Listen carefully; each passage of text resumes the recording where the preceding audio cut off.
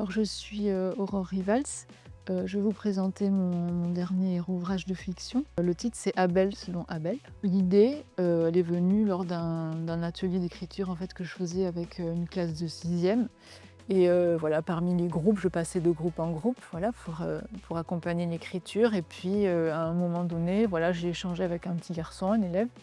Et là, ça a été le déclencheur. En fait, j'ai souhaité raconter l'histoire de ce petit garçon que j'ai par ailleurs, par la suite, appelé Abel.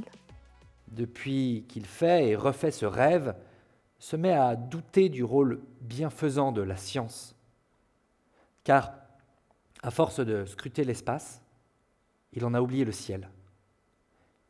Il est celui qui n'a rien compris.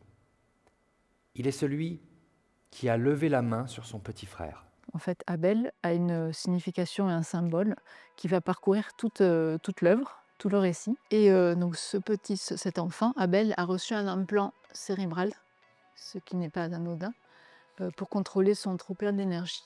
Puisque tout le monde lui renvoie dans la société, que ce soit les professionnels de santé, les enseignants, le collège, voilà, ou même sa propre famille, qu'on ne se comporte pas comme ça en société, que ça ne se fait pas de dire ceci, que ça ne se fait pas de faire cela. Et lui, donc d'où le titre Abel selon Abel, a toujours revendiqué, revendique toujours envers et contre tous son identité, ce qu'il est. Après, donc j'ai découvert au fur et à mesure en fait l'histoire d'Abel parce que j'écris comme ça. J'ai pas anticipé, je n'ai pas de plan pour cet ouvrage. Et donc j'ai découvert son histoire et surtout sa relation avec son grand frère qui va évoluer. Et parce qu'au départ, le grand frère avait tendance à mépriser, voire à être, à être violent avec son petit frère. J'ai voulu donner une chance en fait à la relation fraternelle qui existe entre Abel et son grand frère. Il a refait ce drôle de rêve cette nuit, ou ce drôle de cauchemar. Il ne sait pas dire. Il se voit chercher partout son petit frère et ouvrir la porte de sa chambre. Or, personne dans cette famille ne va jamais au fond du couloir jusqu'à la chambre d'Abel.